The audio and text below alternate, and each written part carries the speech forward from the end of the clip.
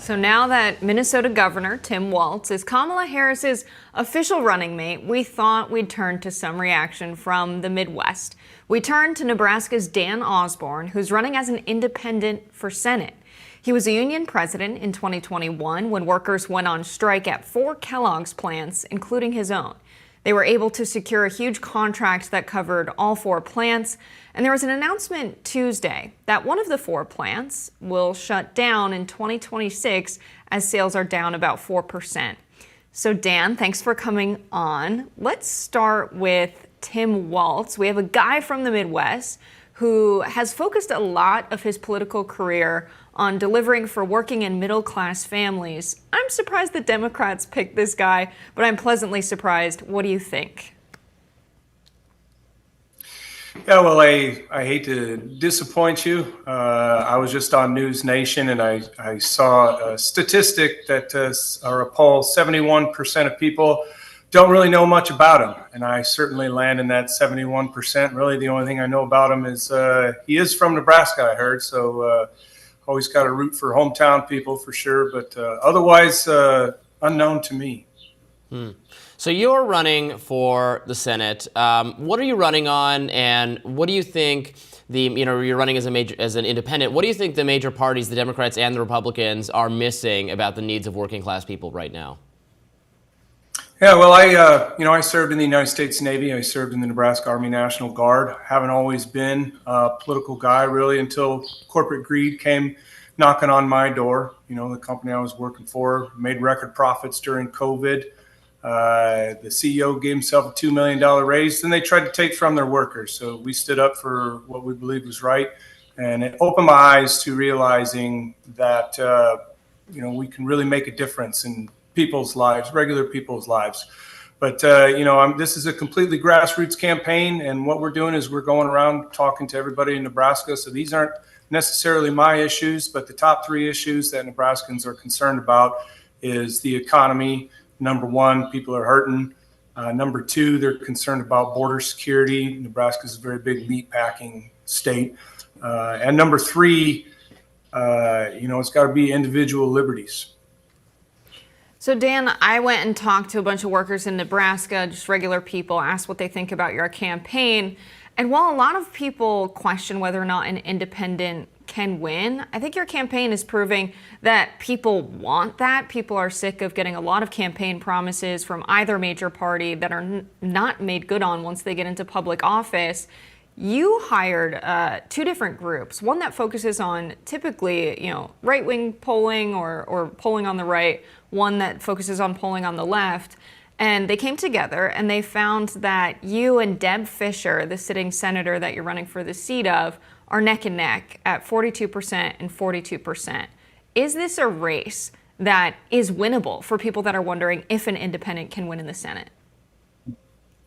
Yeah, this race is absolutely winnable. People are frustrated with both parties catering to their extremes right now.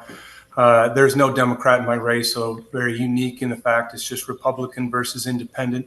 But you mentioned the poll. Impact Research is a Biden-Harris pollster, and we did it in conjunction with Red Wave Strategies, which is the same pollster Vivek Ramaswamy uses. So it's a very bipartisan poll, but it just it really reiterates what I already know, and that's going around talking to everyday Nebraskans that are frustrated with what they see in D.C. They're frustrated mostly with this corporate agenda that they all have and the amount of money that it takes to run for office. They're going to spend $100 million to run for office, run for Senate in Montana and Texas this year. So people are very interested in what we're talking about, which is campaign finance reform, ending Citizens United, just getting the money out of politics. Because until we do that, our issues, I'm not saying they don't matter. Of course they matter, but nothing's really going to change for us and with the government for corporations in the 1%.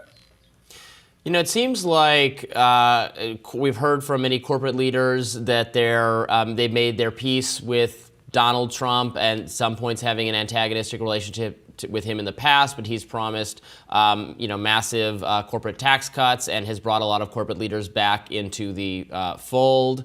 Actually, the market the stock markets have not done well in the last few days, possibly because Kamala Harris is has rebounded or is doing better than Joe Biden was. They're maybe afraid of her presidency, although, of course, many Democratic elites have had a cozy relationship with corporations as well. You know, I think it can be very discouraging for working people, ordinary people, trying to even grapple with the amount of influence in money and how much power that can buy in Washington. And you also talked about a minute ago the fears that people have about individual liberties being violated. That's something, you know, always very close to my heart. Something I'm always frustrated about as a libertarian.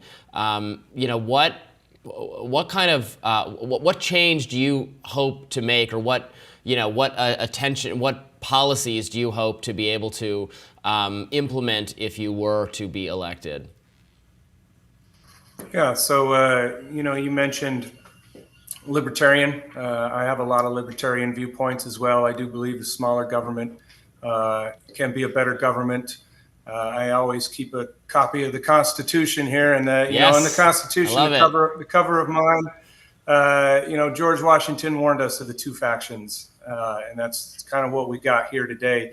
And the two factions are controlled by corporations. You know, my opponent, Deb Fischer, she's taken money from Facebook, Boeing, the meat packers here, the Class 1 railroads, and she does their bidding. So for me, you know, we've raised over $2 million. We've out fundraised Deb Fischer in the second quarter. My average donation is $35. I'm not taking a dime of corporate money because I don't want to be a part of the problem. I want to be a part of the solution. But, you know, I talked about the economy and that being top on Nebraska's list. You know, that's something we really have to focus on and stop kicking the can down the road. And both parties, all administrations have been guilty of adding $5 to $7 trillion to the debt. You know, I think the first thing we need to do is we need to clean our own house. You look at the Department of Defense has never passed a federal audit. They actually have, from what I understand, over $30 trillion in unaccounted for assets. $30 trillion. Our national debt's $36 trillion. So, you know, these are staggering figures that we have to do a hard reset, and we have to hold, you know, these government agencies accountable for their budgets. And that's where it starts. And then, you know, we have to do a deep dive into corporate gouging. $250 used to fill my grocery cart up for a family of 5. Now it barely skims the bottom. You know, it's frustrating times for people. Taxes, everything's just going up so quickly. You know, me as a mechanic, I'm not a rich guy. It's definitely hitting home with me. And, you know, this is the richest country in the world. But we have to have that reverse that transfer of wealth that we've seen in this country of $50 trillion from 90% of Americans to the top 1% of Americans. We got to figure that part out. Dan, I have to ask this as a daughter of America's working class with a dad who's in his 60s and still working with his hands to provide for the family. You are someone who's not a typical politician. You are not a lawyer. You are not someone who had a career in politics. You're a steam fitter. You're a union guy. You still work with your hands while you're on the campaign trail. Deb Fischer, for contrast, some of her top donors are railroad companies. And the largest rail yard in the world is in your home state, her home state of Nebraska, where she represents. There's a bit of a conflict of interest there, and a lot of workers I talk to in Nebraska are not happy with her not supporting things like the Railroad Safety Act. Can you just speak to how your experience as a working man influences how you would represent people in Congress? Yeah, you know, it doesn't matter what side of the aisle you're on, if you lean left or you lean right. You know, I get along with the majority of people that I come in contact with because I am them, right? I understand the value of 8 hours hard work for 8 hours pay. I know what it's like to have to put Christmas on a credit card.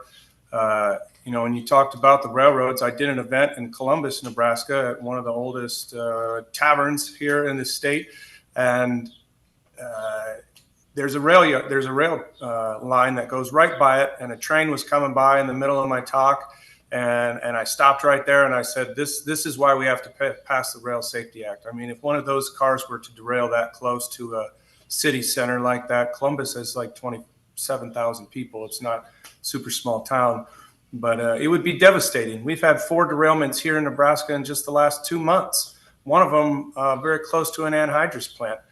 So until we can pass these safety measures, and Deb Fisher sat on the transportation committee that allowed them to police their own safety, and they actually have death factored into their safety program as acceptable, and that's not acceptable to me. We have to keep our citizens safe, and that's sometimes you have to put people over profit. It's a hard pill to swallow for corporations that don't understand that concept. Dan Osborn, thank you so much for joining us today. We appreciate it.